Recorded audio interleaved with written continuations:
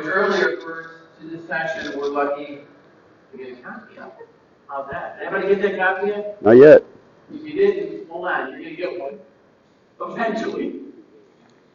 Rich specializes in contractor marketing and helps companies develop the mindset and generate the increased lead flow they need to make the jump to become a 10 million plus company.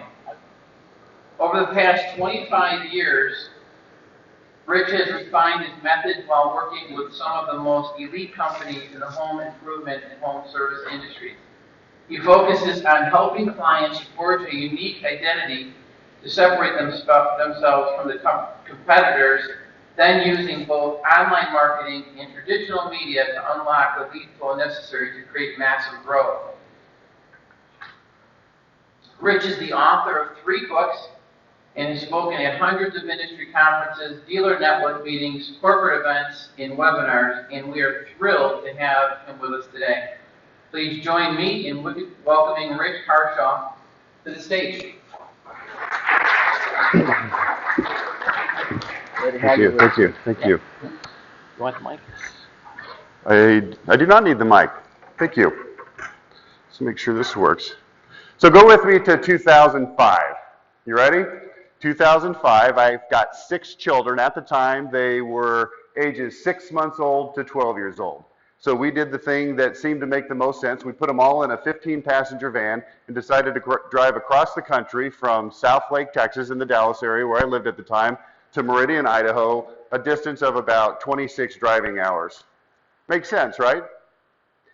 This was 2005, so this is before the internet was really handy and in your pocket. So as we were driving, we had a plan to stop at hotels when we got tired of driving, which was almost immediately.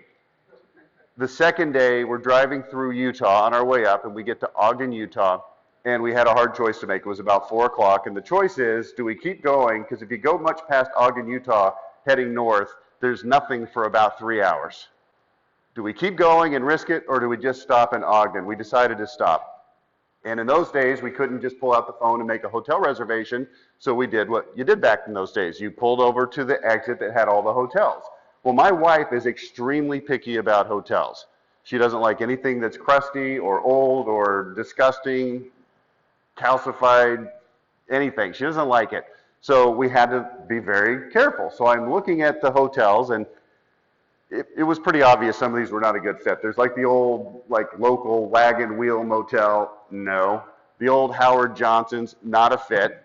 And out of the 4 or 5 hotels, the one that we decided to look closely at was the Holiday Inn Express. It looked like it was pretty new. So I go in, first question I ask, how old is this hotel? And they said it was only 2 years old. I said, that sounds like a pretty good fit. Do you have any rooms? They did. So we start to check in. As we check in, I notice on the stand next to the cashier, the clerk, I notice there's a little sign, and one of these 8.5 by 11 plexiglass signs, you can put a piece of paper in it. It said, welcome to the Holiday Inn Express, home of the Stay Smart bathroom featuring the Stay Smart shower head. And there was a photo of this ginormous shower head. And I thought, okay, whatever. Didn't pay that much attention to it. We check into the rooms. We took 2 rooms. We go in there. The kids, again, remember, they're from age 6 months to 12 years old. They start immediately destroying everything, jumping on the beds, TV's on. They've been cooped up all day. And as they're going nuts, I look next to the TV on the dresser and I see another sign. Same thing, 8.5 by 11 plexiglass sign. It says, welcome to your room at your earliest convenience. Please check out the Stay Smart bathroom featuring the Stay Smart shower head by Kohler. And a big picture of this giant shower head. And I think, I'm a marketing guy. I'm going to take the bait. I'm going to go check it out. So I go into the bathroom, and the very first thing I notice when I flip on the light is on the counter, on the vanity, next to the sink, is another sign. And it says, welcome to the Stay Smart bathroom, featuring, this time there was 4 things. And it listed them. Number 1, oversized plush towels. And I looked over at the towels, and I gave them a little squeezer, and I thought, yeah, that's kind of a nice towel. I like it. Number 2, a bowed out shower curtain rod. Now, this is 2019 now. In 2005, this was very, very innovative because, you know, it goes out, the shower curtain, I mean, nothing worse than other people's naked touching you. So that was kind of nice. Number 3, designer toiletries. Very cool. And I looked at them, and they're little, you know, shampoo bottles and soaps, and they looked like maybe they were French or something. I don't know, very fancy for Holiday Inn Express. And then, of course, number 4, the Stay Smart shower head by Kohler. So I turned to look at the Stay Smart shower head, and I can't see it because the shower curtain on that bowed out shower curtain rod is closed. So I open it up, and there it is in all of its glory, in all of its splendor. Angels singing, lights coming out of the shower practically, the Stay Smart shower head by Kohler. You know how I know? Because there was well, I'll show you how I know. They put a sign on it. This is actual flip phone 2005 camera phone technology. A picture of the Stay Smart shower head in the actual Ogden Holiday Inn Express. And it tells you, as you can't really see, but on the left side on the bottom, there's 3 different settings: relaxing, reinvigorating, and rejuvenating. So I did the only thing I could think of. I locked the door because the kids are out in the hotel room, and I took a shower. It was wonderful. What a fantastic shower. My wife's beating on the door. What are you doing? The kids are going crazy. And I'm like, I'm rejuvenating, relaxing, and revitalizing. It was fantastic. What a way to start a talk about window marketing. What's going on here? I researched this because I'm a marketing guy. This was very intriguing to me. And here's what I found out. I found out that Holiday Inn Express had conducted surveys about their shower heads. And they conducted the surveys in 3 different situations. Number 1 was before they started this campaign about the Stay Smart bathroom and the Stay Smart shower head. And they asked people, what do you think about, and then they listed different components of a hotel stay. Things like how clean it is, was the bed good, the pillows, the food at the hotel, all the different things, the swimming pool, all the stuff that you would normally think about a hotel stay, they asked. And one of the things was the shower head. And in that environment, in that situation, the shower head got a rating of about 4.5 stars. Because people thought, well, whatever, it's a decent shower head. Then they tested it, they did the surveys with the advertising campaign about the Stay Smart bathroom, and it went up to 4.6 stars. Then they tested it with a sign at the check-in, a sign next to the TV, a sign on the vanity, and a sign hanging from the actual shower head. And guess what the rating of the shower head went to? 5 stars. Why would people like a shower head better just because somebody had pointed it out to them? That's the operative question for today's meeting. Why would somebody rate something as being better simply because it had been repeatedly pointed out to them in a very specific, very contextually relevant way? And the answer to that question is what we're here to talk about today.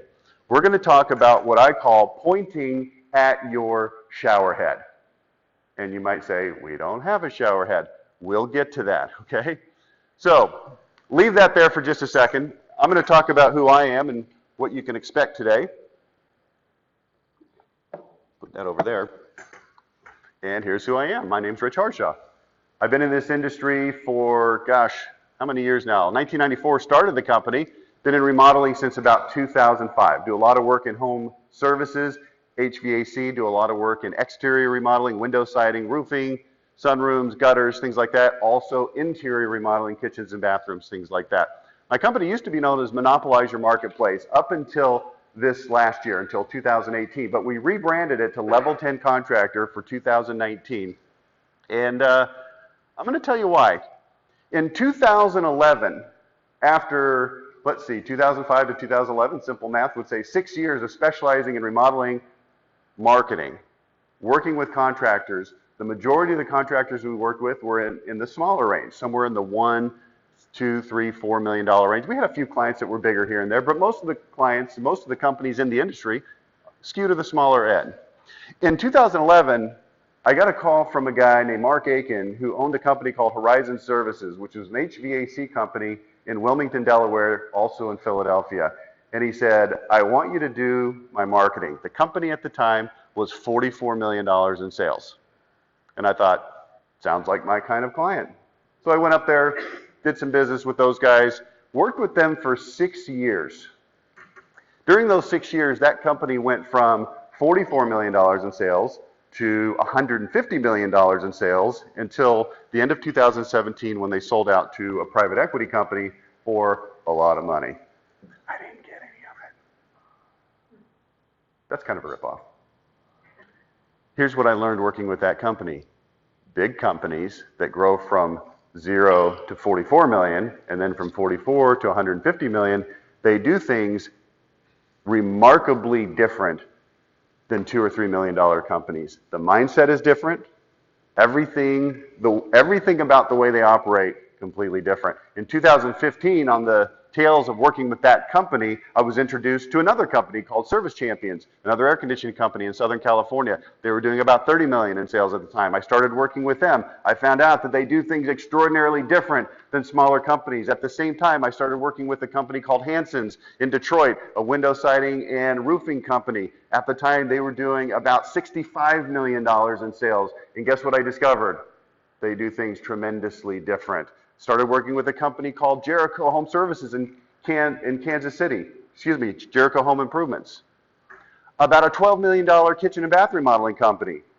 And here's what I found out. They do things tremendously different than the $2, $3, $4 million companies. So I took all of this data that I was compiling, all the best practices for these big companies, and I put it into a book. So here's some of those companies that I mentioned. Put it into a book called Unlocking Unlimited Lead Flow. This right here. Did everybody get their copy? The answer is no, you did not, because I think we're going to give them away later. Maybe. That's up to Katie. Be nice to Katie. You may get a book. I wrote this book, and in this book, I talk about the marketing mindset, the things that you need to do to operate and think and produce like companies that are doing 10, 30, 50, $100 million in sales. So what we're going to talk about today is the number one foundational concept that everything else is built on from a marketing perspective. Now, there's lots of areas of your business, right? You've got the financial management part, you've got the operations and installation part. All of those parts, not my thing. You've got the sales and the sales management part of that. That's not my thing. My thing is right here on the cover of this book, Unlocking Unlimited Lead Flow. How do we get more leads, but not just more leads? How do we get more leads that come to us, understanding already when they call us or contact us online who we are, how we're different, why we're better, what they can expect when they do business with us. And this is an important one for a lot of companies. Let me ask you if it's important to you. Is anybody in this room a little bit or a lot of bit more expensive than the average competitor? One dude. Congratulations. And the guy sitting next to him, kind of a little bit more expensive. If you're a little bit more expensive, here's what you want your marketing to do. You want it to pave the way for you so that people, when they call you, they already know that. For instance, if you were to go down to the Lexus dealership or the Mercedes-Benz dealership, would you be shocked to discover that the Lexus costs more than the Toyota? Would you be surprised? Would that throw you for a loop? If it does, that means you've been not paying attention for the last 30 years. Have you ever been in a sales environment where, for your company, when you give your quote and you give your price and the customer looks surprised and they've got sticker shock because they've got 2 other quotes from other companies for similar types of products, but they're less money and you're more expensive, and now you're spending all your time trying to catch up and tell them, no, you don't understand. We're different. We're better. Here's what I want to do. I want to take the, hey, we're different, we're better conversation. I want to put it out on the front end. I want to put it into all of your marketing. Here's a good phrase for you. It comes from Lao Tzu from the book Art of War. Victory goes to the one with superior forces at the point of contact. Victory goes to the one with superior forces at the point of contact. Think about that. As it relates to your marketing, what are the relevant points of contact? In my experience with thousands of remodeling companies, the most important and focused upon point of contact that most organizations spend their time, money, effort, and energy on is the sales meeting, the salesperson, the sales environment. And that's understandable, but it's the wrong answer. And here's what I'm not saying. Don't spend time, effort, energy, and money on the sales process and the salesperson and the sales environment. Here's what I am saying. If you wait to build the case for why people should do business with you until the sales meeting, a couple of things are going to happen. Number one, you're going to miss a ton of opportunities because the people that you want to do business with are never going to have called you in the first place. And number two, you are going to be meeting with people that don't understand the advantages of doing business with you. They don't understand why and how and for what reasons you're more expensive, and it has a lot to do with the fact that you're what? Better. Okay, by show of hands, I'm going to decide right now if I'm going to continue this keynote or if I'm just going to walk off the stage and leave. Does anybody in this room feel like your products and services, buying from your company from the perspective of the client, do you feel like you're better and that you're worth more? If you feel like that, raise your hand. All right, put them down. Now, if you didn't just raise your hand a minute ago, raise your hand now. How can you base this based on feeling? Okay, so one person doesn't feel like you're better and worth more money. All right, I'll stick around. I'll stick around. Because if you do feel that way, and if you are that way, here's what we've got to do. We've got to find a way to take that message, and we've got to put it out on the front end through the marketing, okay? Here's what we do at our company. We help remodeling home services companies make the jump to $10 million and beyond. That's what we do. It's real simple.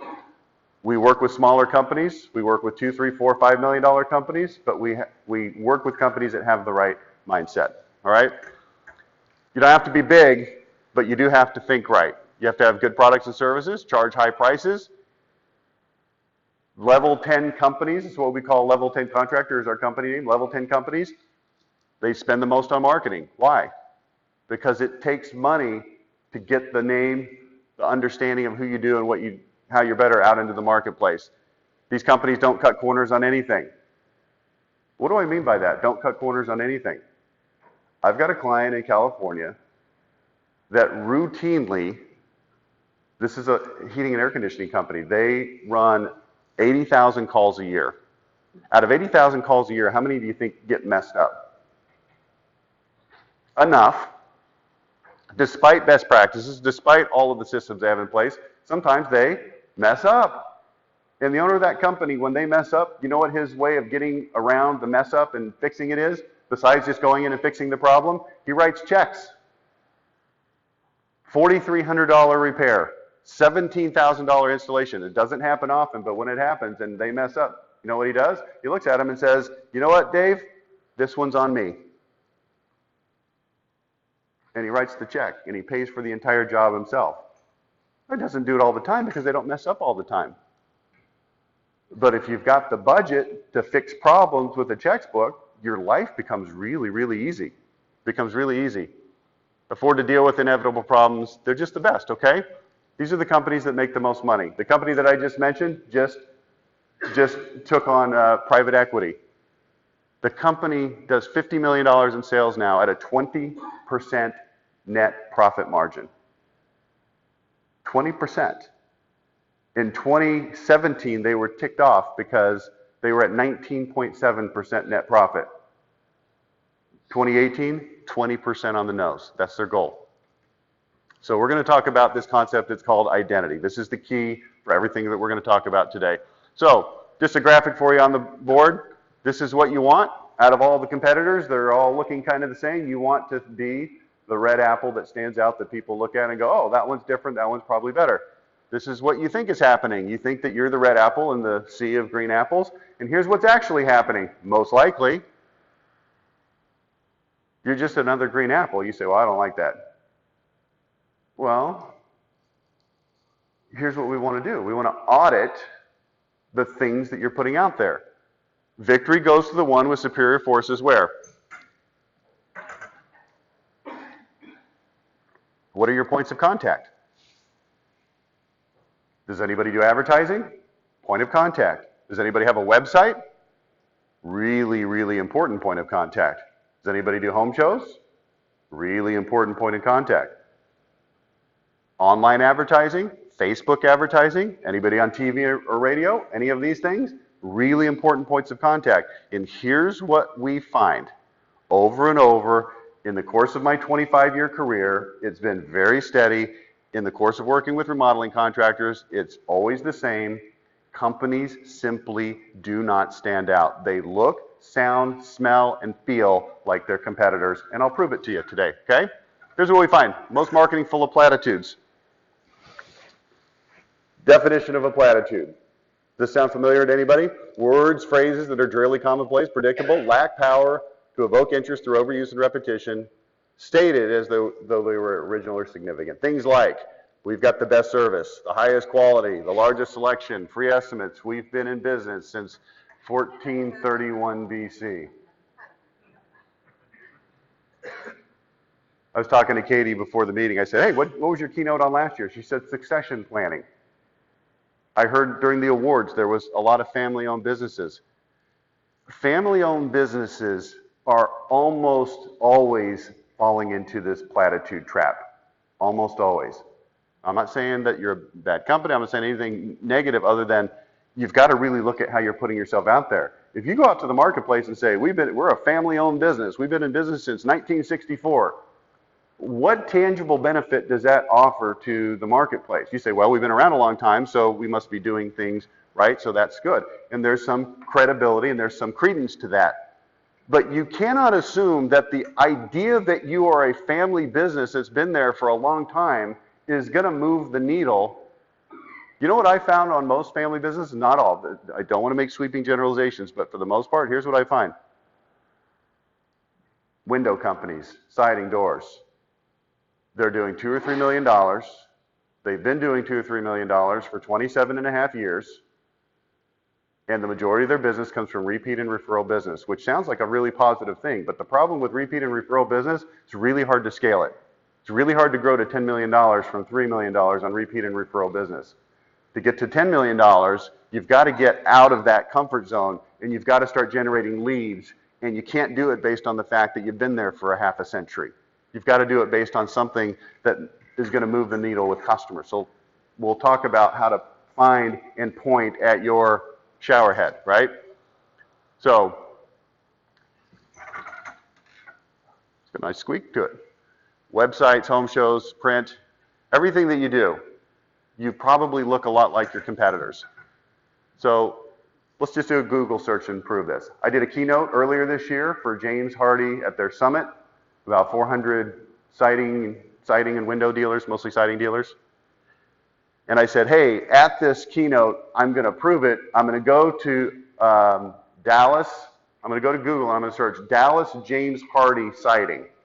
And whatever comes up first, I'm going to put in the keynote to prove that the dealers don't know how to do what I'm talking about. And they said, we really would prefer if you don't do that because it might make some of our dealers angry. And I said, okay, if you're in the business of not making dealers angry, that's okay. I'm in the business of helping dealers get past things that are causing them to not grow and to make more money. So we took those slides out and we replaced them with random ones from somewhere else that wasn't James Hardie siding. But for this presentation, I put them back in, okay? So here's what this is. This is me Google searching Dallas James Hardie siding. Here's what comes up.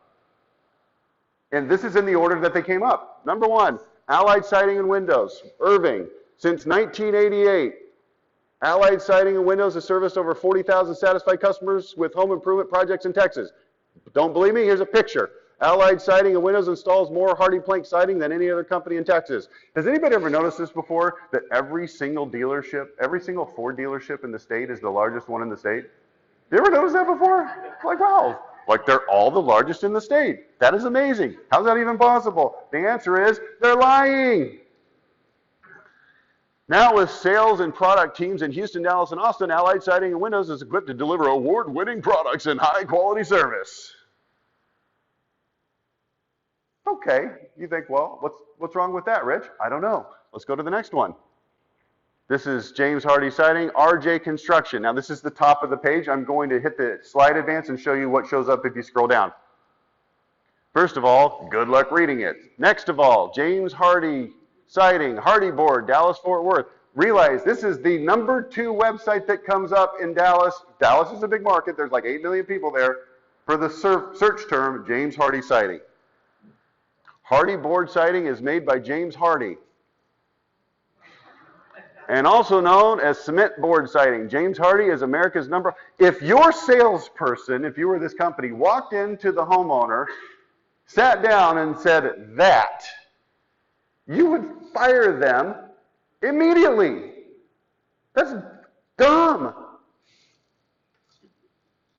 Yet this is the #1 most important marketing piece that your company has, your website. And the reason that companies create pieces of crap like this is because they sit down with the web development company and they pick a template from WordPress and they find one that looks pretty, not that. And then the web development company says, what was your name again? Gary. Gary, what should we put on the website? And Gary says, I don't know. And then Gary looks at James Hardy and says, hey, James Hardy, what do I put on the website? And James Hardy says, figure it out. And then they go to the James Hardy website and say, well, copy, paste, copy, paste, copy, paste. How about this? This is the third one. Milland home construction. Siding is exposed to Mother Nature all day, every day for years. Weather, water, time, fire, and pests can all lead to trouble. That's why James Hardy's Hardy working products are engineered to stand up beautifully, whatever the elements. Now here's what you probably think.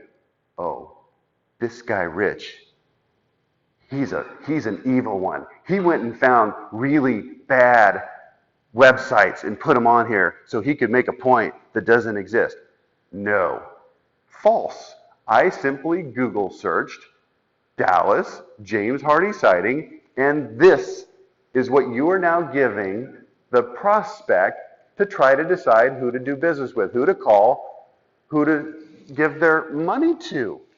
There's one more, I won't go through. I mean, I do want to point this out. Look on the right-hand side. This is if you scroll down.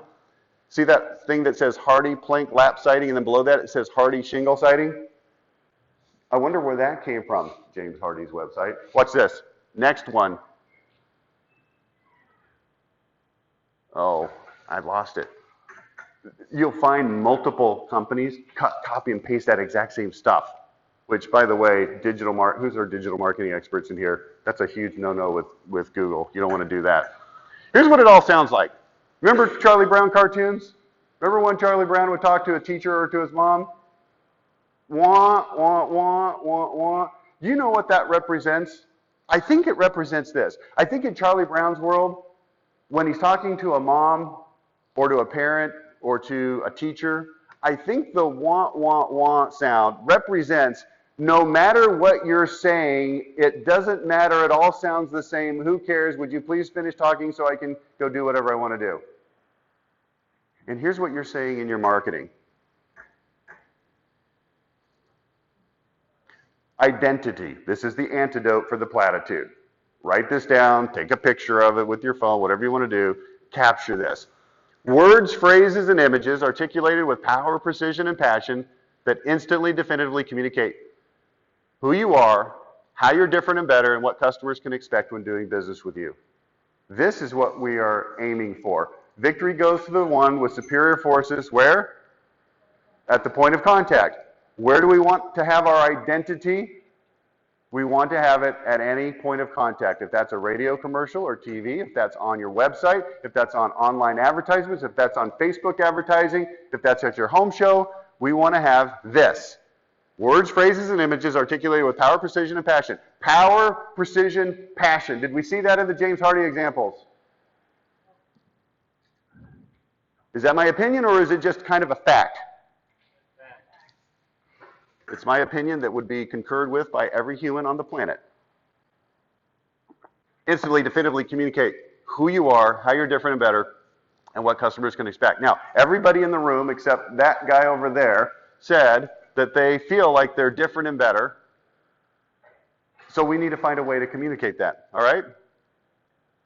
Now, let's talk about confirmation bias. We're going to come back to Holiday Inn Express, Stay Smart Showerhead. Confirmation bias says that people look for evidence to support what they already believe, ignore or minimize evidence that goes against what they believe. So we see this all the time in politics, right? So you got Donald Trump. Do you like Donald Trump or do you hate Donald Trump? The likelihood is that you like Donald Trump or you hate Donald Trump. Don't ever really meet anybody that says, yeah, he's okay. He's pretty good. I like some of his stuff. He's got a few things I disagree with, and he's got a couple things I like, but, you know, I can kind of take or leave depending on the thing. Nobody says that. Here's what they say. He is the devil, Satan himself. He's Hitler, right? And he's the Nazis, and they're coming, and they're going to kill you. And then on the other side, people love him, and no matter what he does, they say, oh, it doesn't matter if he said this or did that or criticized this person. It doesn't matter. He's awesome. He's wonderful. He's going to save us. Confirmation bias. Well, same thing about the Democrats, right? Do you like Hillary Clinton or do you hate Hillary Clinton? If you like her, then everything she does is wonderful. If you hate her, then she's an email cheating, debate cheating loser. But here's the key thing I want you to think about. No matter what your preferred person does, you filter it through whether you like them or not. And if you like them, then you ignore and minimize all the stuff that's bad. You also, I mean, this is how a kid, okay, think about this. I've got teenage kids. What if a teenage kid, the mom's in there changing the sheets or something, and she goes under the mattress and finds some weed under there? And then she says, oh, Johnny, I found this weed. This is so terrible. And what does Johnny say, of course? Oh, well, that's not mine. You know my friend Todd? Well, his cousin Nick from Colorado, where it's legal, his cousin was here of my friend whose friend was there, and it was like, I don't even know that person. I don't even know how it got there. And the mom says what? Oh, such a good boy. I'm so glad you're not doing this, because we look for evidence to support what we believe, that our child is an angel, and we ignore or minimize evidence that goes against what we believe. This is how humans work. It's not good or bad or right or wrong. It's just a thing that we need to notice. And guess where else we find this? At Holiday Inn Express. See, this is the whole idea of isolating something that is a competitive advantage to yours and then pointing at it repeatedly, pointing at it repeatedly, pointing at it repeatedly, pointing at it repeatedly, so that people notice it when otherwise they might not. Now, for instance, let me help you understand this. If you don't point things out to people, they won't notice them. And the reason they won't notice them is because there's too much stuff to notice. Did anybody notice when you walked into this room that at the back left-hand corner, there's 3 boxes that are made out of cardboard that have Amazon printed on them? There's two big ones and a small one. Did anybody notice those boxes? Who didn't notice the boxes? How do you notice? There's just too much stuff to notice. Sometimes you notice stuff, sometimes you don't. What we've got to do is we've got to not assume that everybody's going to notice how awesome and wonderful we are in our companies, and we've got to actually point at it. Remember, how many stars does a showerhead get in absence of pointing?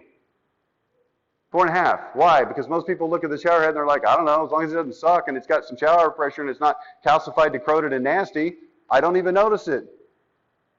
But when you point at it several times, people then say, oh, it's awesome. So here's the question. What do you want people to know about your company? Now, I've worked with home improvement companies for a long, long time. We've isolated somewhere in the neighborhood of about 60 different elements that your identity can be based on. About 60 different elements. And so what you've got to do is take these 60 different elements and map them to your company and the things that you do well, and then find ways to talk about them with power, precision, and passion so that people can instantly and definitively understand who you are, how you're different, why you're better, and what people can expect when they do business with you. You do certain things really, really well. There's reasons that your customers love you. What are they? You've got to identify them and articulate them so it's impossible to miss. Does this make sense? Is this starting to register with anybody? If people can't tell what to expect when they do business with you, you're going to lose. Doesn't mean you'll never get business and you lose every time. It means that compared to what you should be doing and getting, you're losing. You have to tell people what to expect. You have to point at the shower head. Make sense? All right, so let's go through an example. This is for a remodeling company in New York, Ithaca, New York. It's called Upscale Remodeling. I met this company. This is example is a couple years old. This was their website, and this is like, hello, 2003 called. They want their website back. When Upscale does the work, you can be sure it's done right, according to Maurice and Shirley Stith in Ithaca. As one of Ithaca's oldest full-service home remodeling companies, we'll make sure your remodeling project is handled professionally from concept to completion every time. Are you super excited to do business with this company? I'm not. Here's what I did. Sat down with them, did what we call identity discovery. Find out, what is it that you do? And it starts like this. Hey, what makes you different and better? And guess what the answers almost always come back? Platitudes. Oh, we've got higher quality. Okay, well, how do you have higher quality? Well, we just do. Like what? Give me an example. Tell me a story. Here's what you're going to find. Marketing at its fundamental foundational core is just storytelling. It's just storytelling. And if you're not telling stories, you're not doing it right. Otherwise, you're giving antiseptic facts that are devoid of context, that are hard for people to understand and draw conclusions on. Okay? So here's what I found out. This company is detail freaks. Almost to the point of OCD. This guy, Steve Nash, not the basketball player, the remodeler. Very OCD. I asked him, give me examples of times when you've done it right. And he started rattling off stories. One of the stories I remember was he had a customer that wanted a very specific kind of pull knobs for the kitchen. And he put the pull knobs in after exhaustive search to find just the right pull knobs. And when the homeowner came in, he looked at her face and registered a slight amount of disappointment. And he said, how do you like the pull knobs? I know we spent a lot of time looking for just the right one. And the homeowner said, yeah, I like them. And he went, threw a flag. That's me throwing a flag like football. Not acceptable. He said, you don't love them, do you? She said, no, they're fine. We spent a lot of time looking. He said, unless they're perfect, I'm not happy. And he saw this sort of relief wash over her. And he said, let's go find some other ones. So he went out of their market to showrooms that were bigger, that they didn't have locally available. He knew what she was looking for generally, brought her back something like 6 or 7 or 8 different ones that he thought might really hit the mark, and she found the one that she loved. That's the kind of company that they are. Now, you might hear that story and say, so what? We do the same thing. Yeah, but if you don't point at the shower head and tell people about it, guess what? They'll never know. They'll never know. They'll never know. Now, guess what happens? If you start telling people that you're OCD and you do things a certain way, and you went and you tell the story about you went and found a certain thing and you went and got 7, 8 different ones, and you start telling people that and you show it to them, then guess what happens when they sit down with you in any environment, in any situation, in any discussion? They start to notice, wow, this guy's really paying attention to my needs. This guy really cares about what I get. And if you don't point at the shower head, they won't know. You'll look like everybody else. Now you're competing on price. And then you're pissed. You're like, this is price. This guy doesn't want to pay. But it's your fault. These people don't want to pay. These people are all broke. These people don't have money. The recessions have been over for 10 years. Everybody's got money. Why won't they give it to me? Because you didn't tell them why you should give it to them. This is a tough crowd. This is a tough crowd, man. You guys should be pissed. Price competition shouldn't exist. My clients are all, not my little teeny ones that are growing, they're working on this. My big clients, they are all at the extreme high end of the price point. Service Champions Heating and Air Conditioning, their average system, $14,800. They're competing against guys that are advertising all over the place, complete system, $49.95. Their top salesman's, his average is $22,000.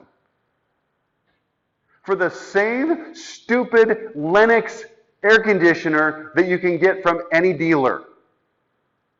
Why is it worth 14 to 22,000 instead of 5 to 7,000? And the answer is because that company does so many things different, better, and right that it is going to absolutely 100% be done exactly right. And if not, it's going to be fixed and you are going to be super happy. And they're going to take your dog on a walk. And you think I'm joking. They have a program called Good Deeds for Free. When they go into the customer's home, they say, Gary, is there anything we could do? I see you've got these boxes over here. Can I help move those for you somewhere? Those look like they're, maybe I'm misreading this, but are those need to be somewhere else? Yeah, I'll move them for you. People love, with a capital flipping L, this company. Do they love your company? Now, back to this company. Got on a tangent. It's time to fix this. Their website makes them look like every other remodeler on the planet. So here's what we came up with. Now, at the top there, that's what we call a slider. So if you've seen these on a website, right, it's on there and then it slides and another thing comes up. Here's what the top one says. We're hyper strict on installation standards. Every little detail down to the last nail is carefully considered. Well, then it slides to another one. I'll show you those in just a minute. Below that, welcome to stress-free quality first, not done until you say it's done remodeling. Successful remodeling doesn't happen by accident. It's deliberate, measured, and absolutely on purpose. We're sticklers for detail. We obsess over perfection, so we're not the fastest and we're not the cheapest. According to our clients, we're simply the best. Now, let me ask you this. Is there power, precision, and passion in what we've just seen? Can people understand who we are, how we're different, why we're better, and what they can expect when they do business with us? Yes. Somebody might look at this and say, that's too many words. I don't want to use that many words. I don't like that many words, Rich. Well, how else are you going to communicate stuff except for with words? And you say, very deftly, because I'm going to use pictures, and I'm going to show how beautiful it is. And my response to that is, great, except for all of your competitors are also using beautiful pictures. Remember the green apples and the red apple and the green apple and the red apple and the green apples and the green apple? Green, red, it's what you want. Green, red, it's what you think. Green, green is what's happening. Because I'm telling you, your beautiful photos on your website look about the same as the beautiful photos on the other guy's website. We've got to use some words to communicate. You don't have to take a picture, just look it up. It's upscaleremodeling.com. Just go online and look at it. We put this stuff into a brochure. We leave this with the customer. We use this as a home shows. Why would it be any different? Look at it. Stress-free, quality first remodeling. Here's what our customers have to say on the back. Upscale is your choice for craftsman quality remodeling. Then we talk about the things we do. On the inside of this, it's not done until you say it's done, period. We're sticklers for detail. We obsess over perfection. Right here, whoops, that doesn't do what I thought it did. What to expect when you hire the best in the middle. We specialize in even better than I imagined. Are you starting to get the feel for who this company is, how they're different or better, what you can expect when you do business with them? Is there a little bit of power, precision, and passion involved in here? And the answer is, of course, yes. This is what we want to do. We want to point at the shower head. The question is, what is your shower head? So here's what we do. We take your identity, identify it, isolate it, figure out what the shower head is, and then start pointing at it where? In your web sit with an E, which should be website. Print ads, mailers, online ads, you know, everything. The identity becomes the hub of everything you ever do for the rest of your God-given life as a business. Up there at the top, you see it says bread and butter. Here's what bread and butter is. Bread and butter is whatever you're doing right now that's already working, that's making sense and drives leads for you. I get people all the time, they come to me, oh, we're in this mailer and it's working well. Should we change it? And the answer is, keep doing it, but let's test putting identity in. But meanwhile, let's overhaul your website so that instead of looking like everybody else and being another green apple, let's make it a red apple so that when people see your ad and now they go to your website, now a rising tide lifts all ships. The identity on your website is going to fix a lot of things in your marketing, but then we've got to take and put it in everything else. All right, so let's discover your identity. There's the definition again.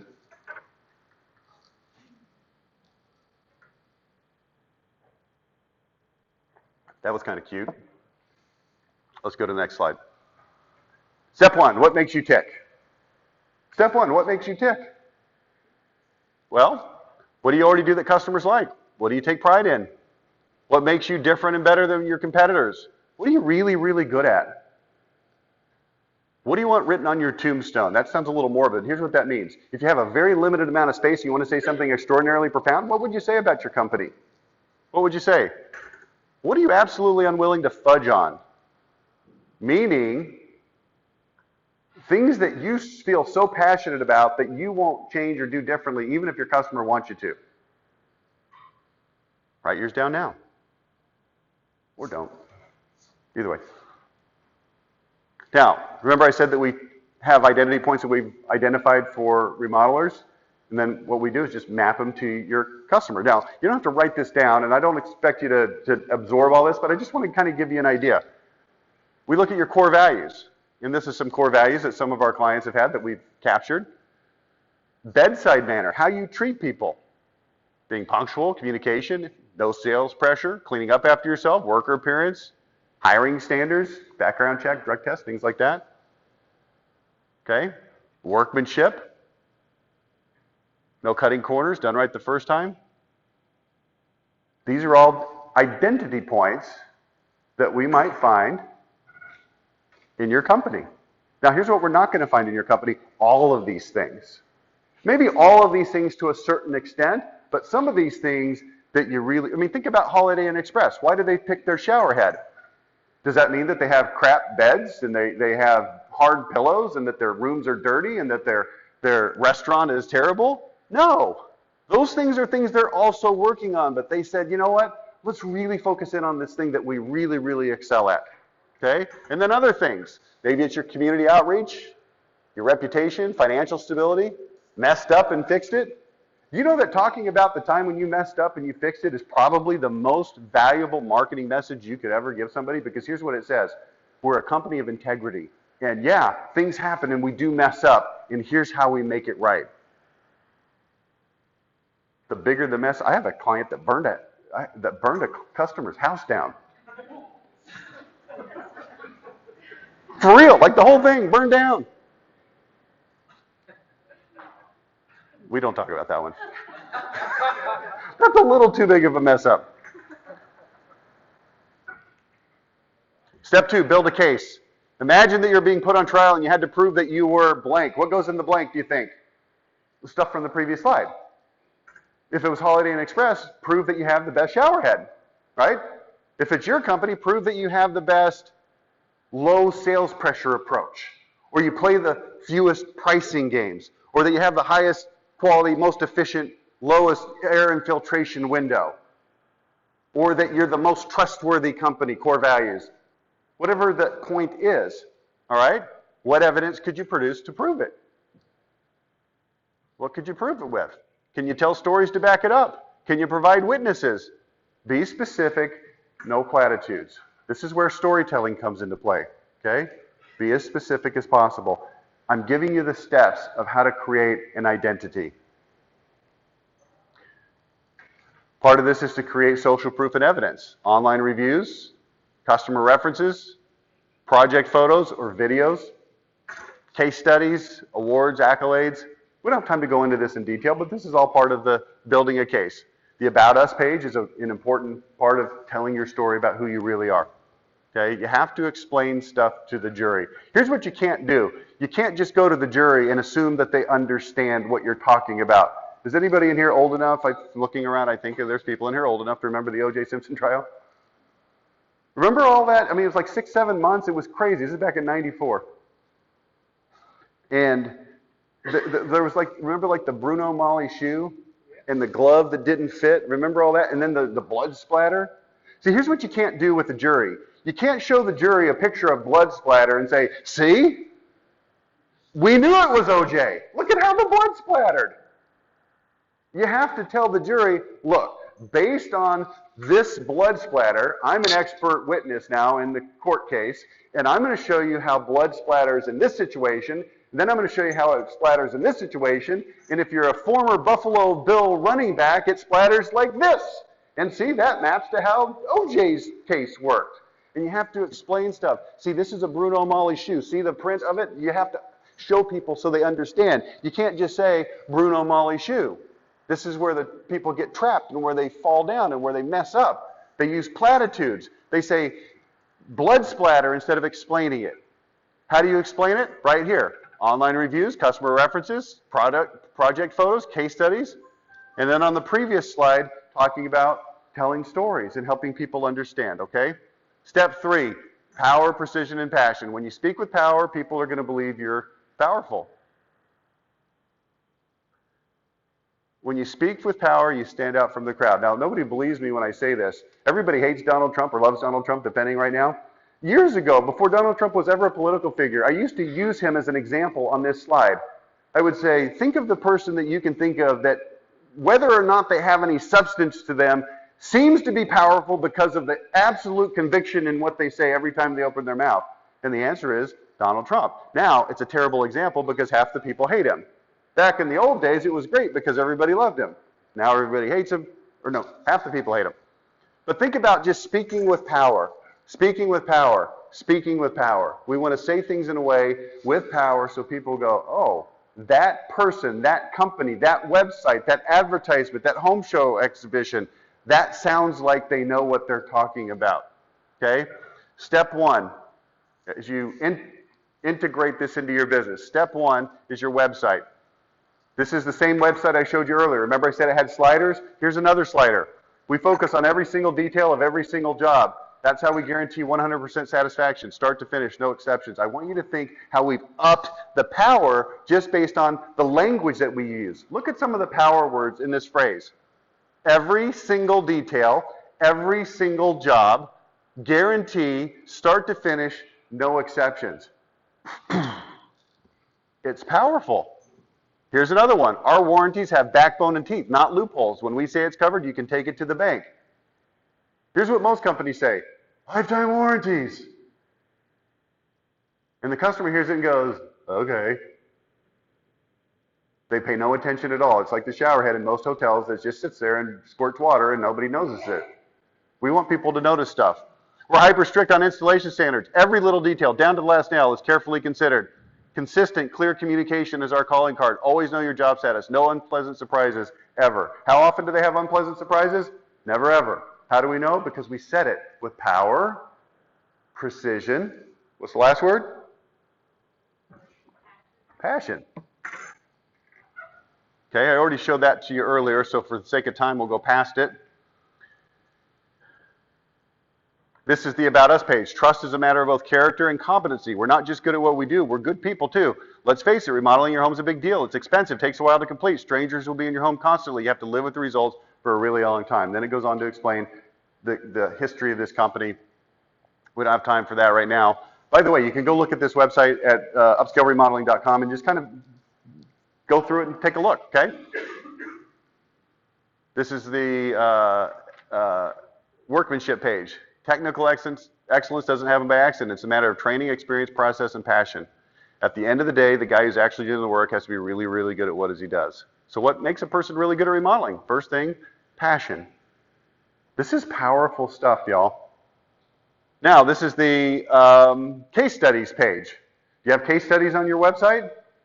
Here's what a case study is. A case study says, here's a job that we did, here's the problem that the customer was having, here's what they wanted to have happen, and here's the solution that we implemented, and here's photographic evidence of everything I just talked about. Let's get a behind-the-scenes peek. Remember we talked about building a case? If I'm standing in front of a jury, which is the marketplace, which is your prospects, and the only thing they have to go on is what I show them, because victory goes to the one with what? Superior forces where? At the point of what? Contact. See, here's the great thing about a website that's full of identity. It's a self-guided case to prove that you're different, that you're better, that you're worth it.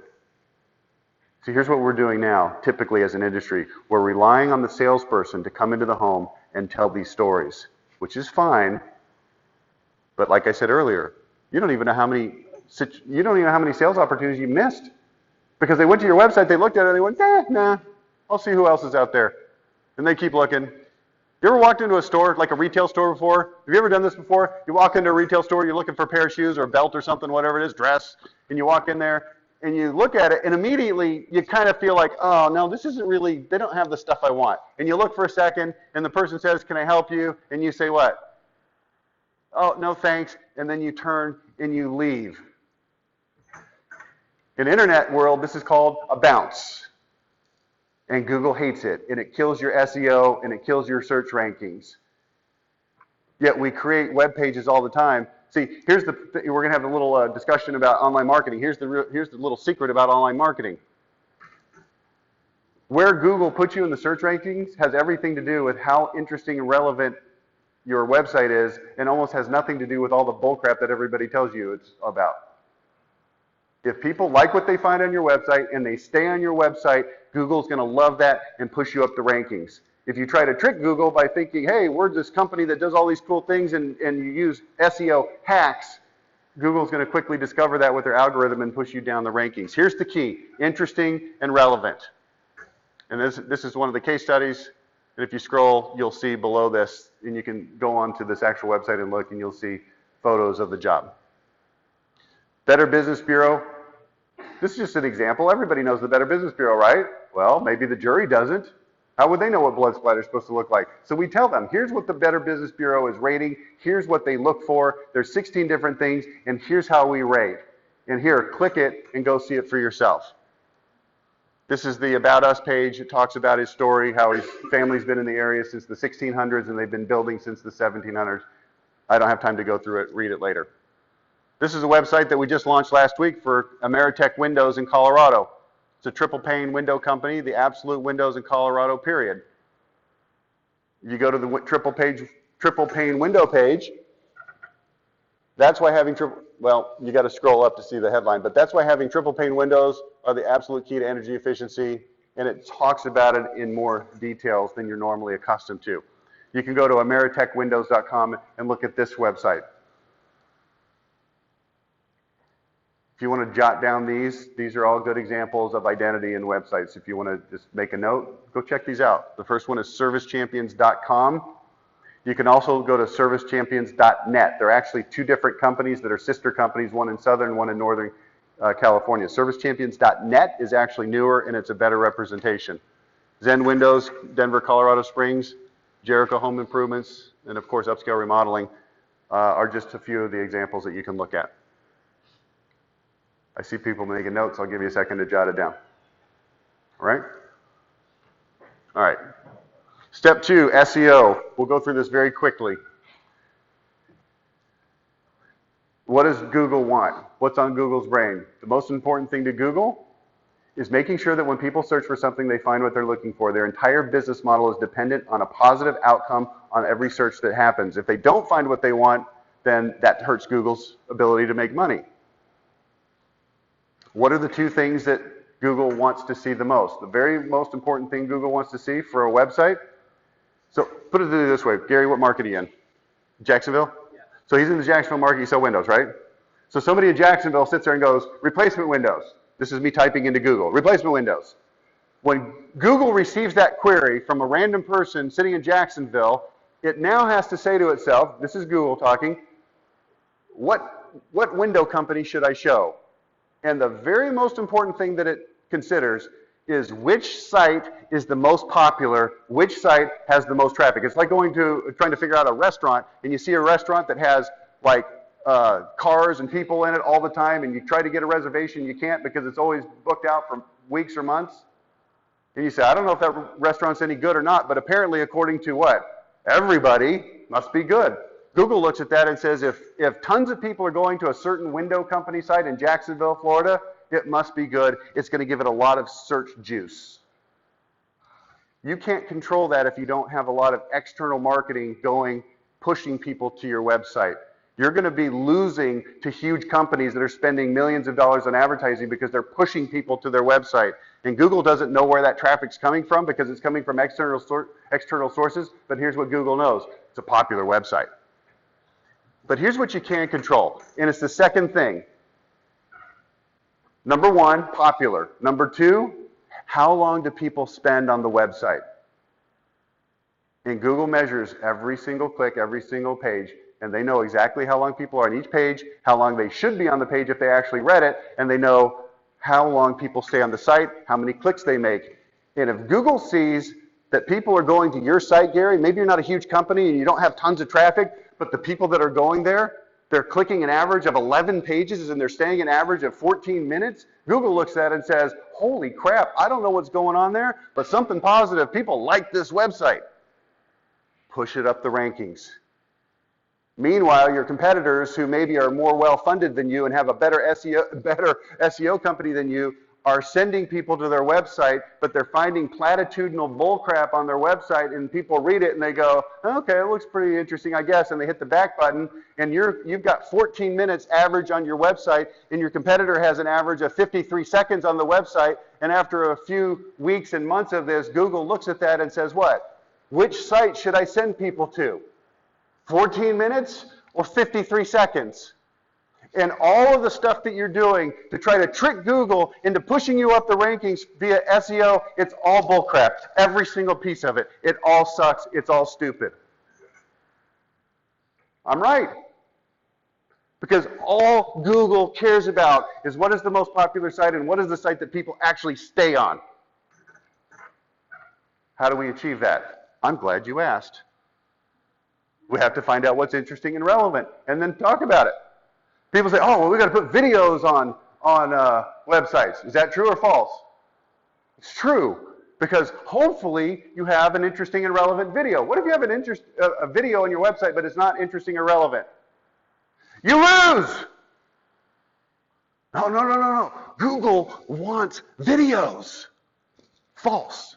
Google wants stuff that's interesting and relevant, and if you have an interesting and relevant video, awesome. If you have a crap video, not awesome. So here's the here's the things. It's the same list I gave you earlier. So we've got to now write, what if we wrote blog posts about this stuff instead of the normal, typical BS blog posts that go, why do you even have a blog on your website? Oh, because the SEO guys told us we had to. Why though? Well, because Google wants to see that we put new, fresh content on our website all the time. Yeah, but why? Because Google's hoping that you put something worthwhile on there. If you just keep churning ridiculous bullcrap and putting it on your website because Google has a checkbox that says you need to put articles on your website, that's not helping anything. It's actually hurting you because people find that stupid, ridiculous article that you put on your website that maybe isn't stupid or ridiculous, but it's not very interesting and it's very antiseptic and it just kind of was written by some dude in India to fill a box and check it. And now here's what happens. People click on that and they go to it and they go, well, there's nothing really that great on here. And they hit the back button and now guess what? Google says, well, this website must suck. And the SEO that you're paying hard, good money for is actually hurting your SEO. And this is why people look up and they're like, man, I do SEO. It doesn't work, man. It's not working. I know, because the bullcrap that they're putting on your website sucks. Yeah, but it's checking the box. Nonsense. Diggable blog posts. This is what we're looking for. Diggable. When people see it, they keep digging through your website to find more and more because they like what they're seeing. This is a blog post headline. I couldn't sleep, so I emailed an angry customer at 2:45 a.m. Somebody sees that headline, they go, wonder what that is. They click on it. There's a story. Guess what marketing is at its core essence? Storytelling. And the story says, we got a negative review. The customer was upset. It came in at 9:45. I was so upset that I got this negative review, but it was late, so I couldn't do anything. But I couldn't sleep. So finally at 2:45, it was eating at me so bad that I got up and I sent this email. The next morning at 6 o'clock, I had my crews called, and we had our production manager call him at 7:15. And by 8 o'clock, we were at the house, and here's what we did, this, and fixed it, and we upgraded and gave them even better. Because I was so pissed that we messed up that I fixed it, and I made it more than right. And people read that, and they go, wow. It's a really cool company. And then you write a blog post, and your SEO guy writes a blog post, and here's what it says. 7 types of windows. Which is best for you?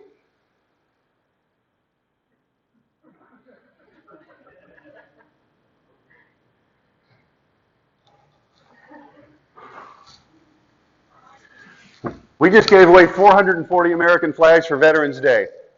We support 49 mamas in Haiti. Each is responsible for raising 10 orphans. This would be under community service. What we did when a vendor accidentally undercharged us by $42,300. And my accountant figured this out, and we found out that we'd underpaid, and it had been 6 months when we were doing an audit. We figured this out, and we immediately wrote a check to the vendor because they've got to stay in business too. Just because they made a mistake doesn't mean they should be penalized. Wow, what a trustworthy company. We are a trustworthy company. Well, prove it. 20% of the time we advise people not to buy from us. That's a good blog post. Bedside manner. Why I fine my staff $10 a minute when they're late for meetings. Well, if you talk about how you fine them and it's $10 a minute if they're late for meetings, what does that tell them about the likelihood of you showing up on time at their house? Or you could say this, we're always on time. Punctual is our promise. How we perfected the art of accurate quoting and not making customers mad. Inside the creepy sales boot camps, other companies send their sales reps to. You want to read that article right now, don't you? Admit it. Watch out for companies that use the FedEx close. Now, you might use the FedEx close. What's the FedEx close? I'll tell you later. Why we said no to facial hair, visible tattoos, and face piercings. Are you going to send somebody over to install something at somebody's house that looks like they might rape and pillage your wife and children and family? Is this a real thing? It's a real thing. Workmanship. Why we use $9 tubes of caulk instead of $3 cheap tubes? You can actually make a case based on, see, this is that level of OCD. This is that level of detail. This is telling people how this works. Do you think a company that uses $9 tubes of caulk probably spends more money on other stuff in other parts of the installation and whatnot also? Does this communicate anything to the customer about how you operate? And that, hey, maybe we're a little bit more expensive, but if you understood why a $9 tube of caulk makes a difference, you might be willing to actually pay for it. You tell me, room of window folks, does a $9 tube of caulk perform better than a $3 tube of caulk? Yes. But see, we've got to find the shower head, and then we have to point. Because if we don't point, we can use $9 tubes of caulk all day long. Our prices are going to be higher, and everybody's just going to be pissed that our prices are higher. We can't sell because our prices are higher. Well, tell them about the caulk thing.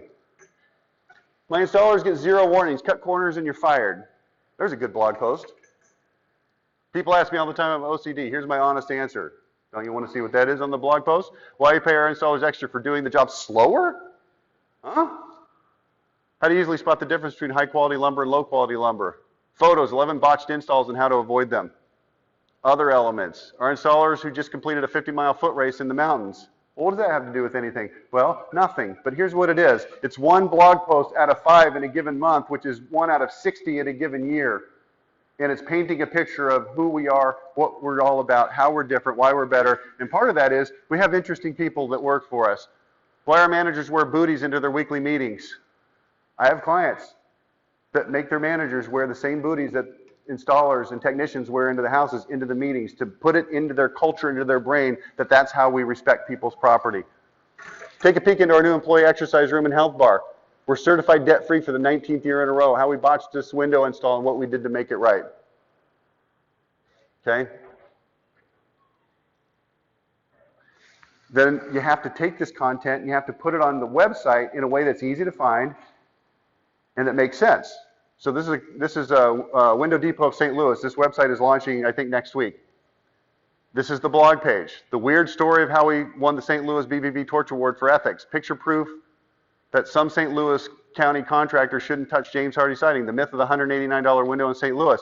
Then what we do is when you click on that article and you're reading it, guess what we do?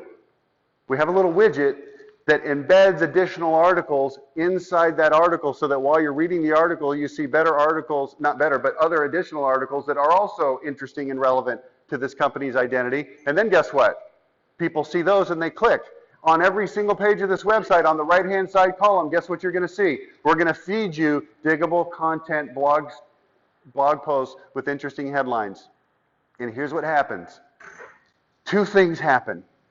Number 1, people start digging around and Google goes bananas because they know, because they're measuring everything, wow, Gary, people are staying on your website for 11 minutes.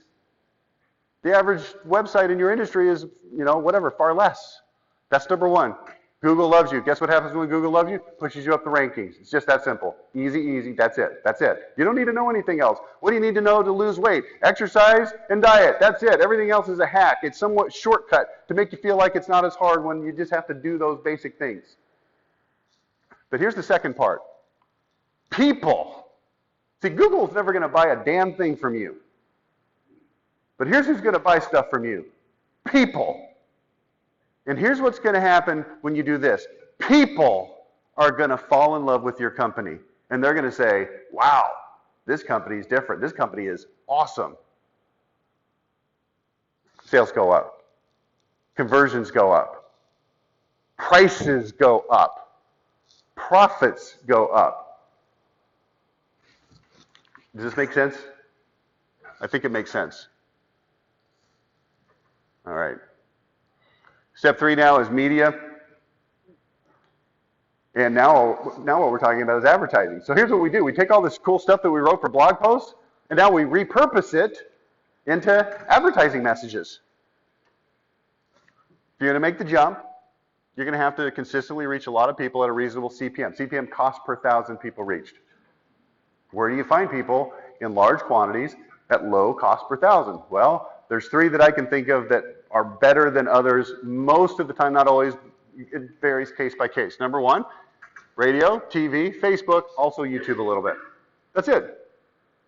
Oh, you're saying I shouldn't be at the home show? No, I didn't say that. You're saying I shouldn't be in the Valpac? Didn't say that. Saying I shouldn't be in the whatever it is that you're doing now that's working well for you? No, it didn't say that. I'm saying this is how you grow big, because this is where you reach a gazillion people with high frequency, and you hit them over and over and over with what kinds of messages? Identity. Identity. You can see examples of this. Go to level10contractor.com. That's my website. And then click on services and then radio and TV. And you can see TV commercials and you can listen to radio commercials. It's all, it's the same kind of stuff. Why would you talk about anything on your radio commercial other than the time when we screwed up and made it right?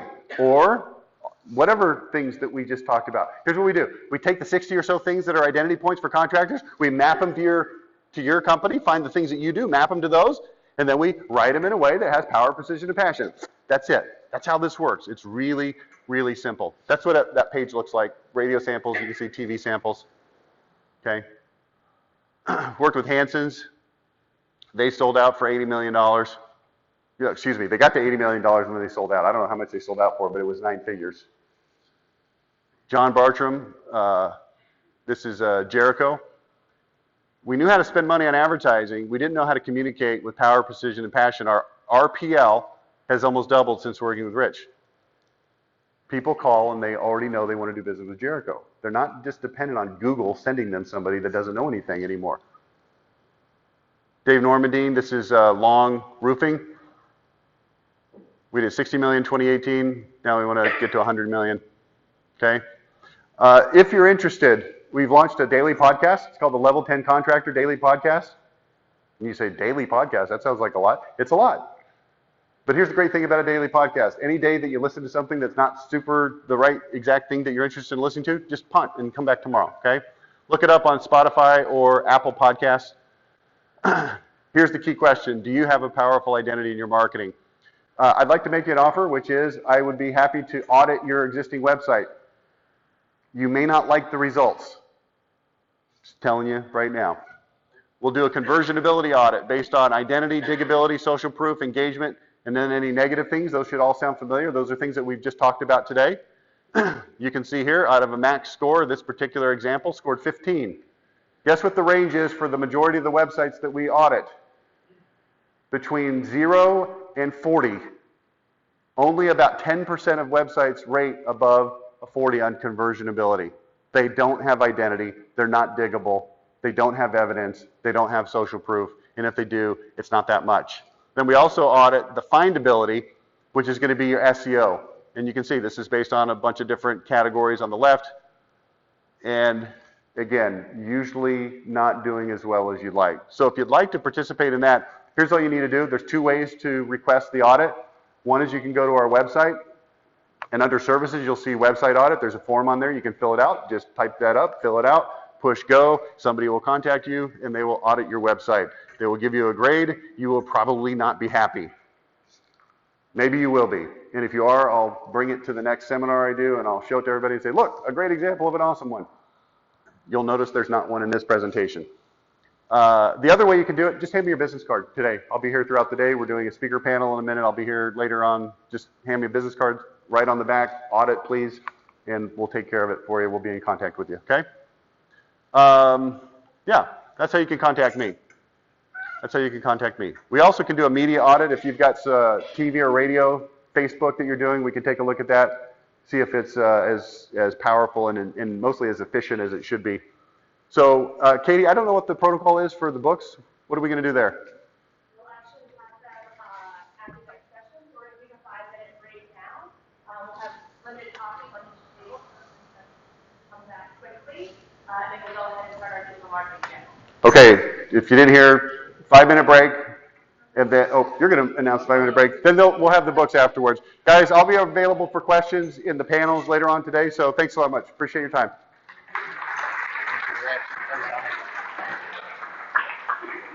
Thank you, Rich. There are some really good nuggets there, some golden nuggets. I can't say that I've been in business since 1969 anymore. It's not going to work. I would also say for all of us, we're having some problems with other things in companies, such as hiring and finding good employees. I think what he said has a lot. Identity, culture, decks, those are all very important things for us to be talking about. So that was awesome. All right, we're going to take a 5-minute break and reconvene, so we'll see you here shortly.